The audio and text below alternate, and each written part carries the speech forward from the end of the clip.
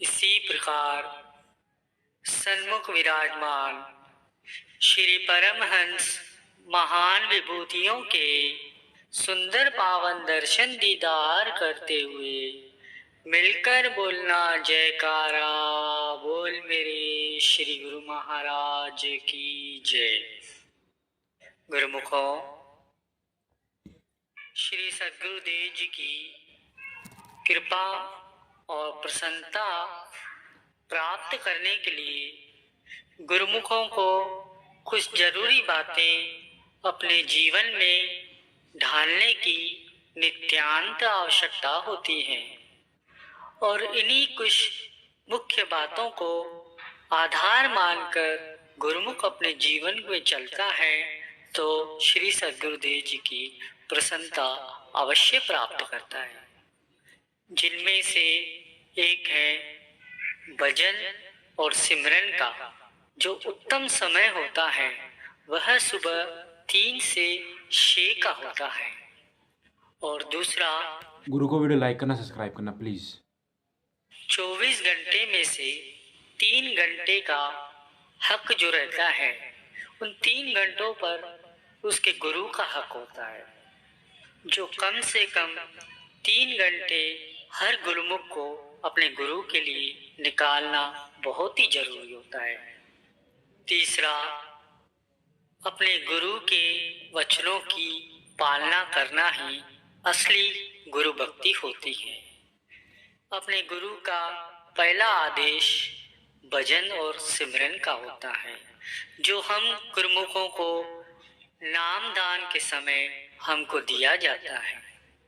और उनमें से एक और भी है, जो भी गुरुमुख 24 घंटों में जो भी काम करते हैं, सुबह उठने से लेकर के रात को सोने तक जो भी करते हैं सब गुरु के निमित्त करना चाहिए।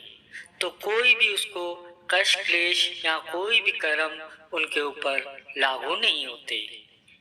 गुरुमुख को हमेशा अपने गुरु की मौज में रहना चाहिए और जो भी कार्य करते हैं उसके परिणाम को श्री गुरु महाराज जी के ऊपर छोड़ देना चाहिए। 24 घंटे मन में नाम सुमरन करने से मन और अंतकरण साफ रहता है और गुरु की याद भी हमेशा हृदय में बनी रहती है। यही तो असली सिमरन होता है। गुरुमुख को हमेशा सात्विक भोजन ग्रहण करना चाहिए, जिससे कि उसकी बुद्धि और अंतकरण शुद्ध रहे। जैसा अन्न वैसा मन। इसलिए गुरुमुख को ऐसी स्थिति से हमेशा खुद को बचाए रखने की आवश्यकता होती है। गुरु का आदेश सर्वोपरि और एक प्रार्थना गुरु के सन्मुख रोज होनी चाहिए। घर में जितने भी सदस्य हो, सामूहिक सत्संग, ध्यान और भजन सुमरन जरूर करें। उससे अच्छा लाभ ग्रहण होता है। एक कक्षा में होशियार विद्यार्थी के पास बैठकर कमजोर विद्यार्थी भी कुछ न कुछ सीख लेता है और उस कक्षा में उत्तीर्ण हो जाता है। गुरु का भोग प्रसाद यानी बरकत रोज ग्रहण करनी चाहिए। भोजन दिन में 2 बार करते हैं तो भजन भी दिन में 2 बार अवश्य करना चाहिए। और जिस दिन भजन न हो पाए उस दिन भोजन का भी हक नहीं होता। हर जीव में परमात्मा का अंश होता है, इसलिए सब पर दया करो, सबके प्रति प्रेम भाव रखो, चाहे वो आपका दुश्मन ही क्यों न हो। इसे सोचोगे कि मैं परमात्मा की हर रूह से प्रेम करता हूँ तो भजन भी बनने लगेगा। परमार्थ का रास्ता प्रेम का है।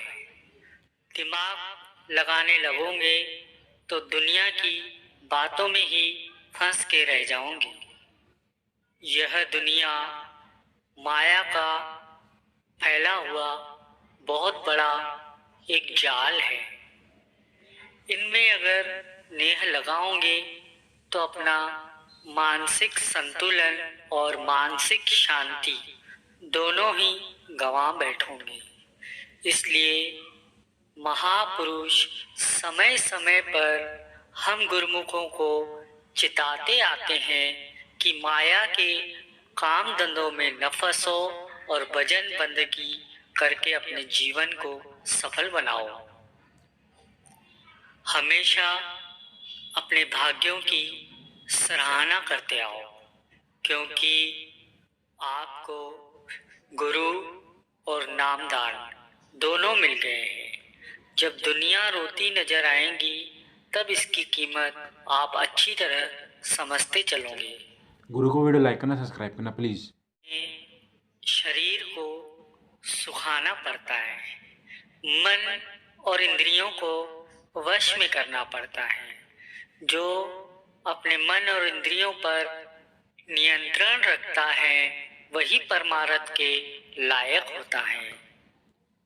किसी की भी निंदा मत करो, वरना उसके कर्मों के भार तले दब के रह जाओगे, क्योंकि किसी के कर्मों के लीद का पहाड़ अपने सर पर ले रहे हो। इसीलिए साधक को इन दो बातों से हमेशा बचना चाहिए। न किसी की निंदा सुननी चाहिए, न किसी की निंदा करनी चाहिए। भजन ना बनने का कारण होता है गुरु के वचनों को भूल जाना। गुरु वचनों को माला की तरह फेरते रहो, जैसे एक कंगला अपनी जोली को बार बार टटोलता रहता है। इस घोर कलयुग में 3 बातों से जीव का कल्याण हो सकता है। 1, समय के पूर्ण सद्गुरु का सानिध्य।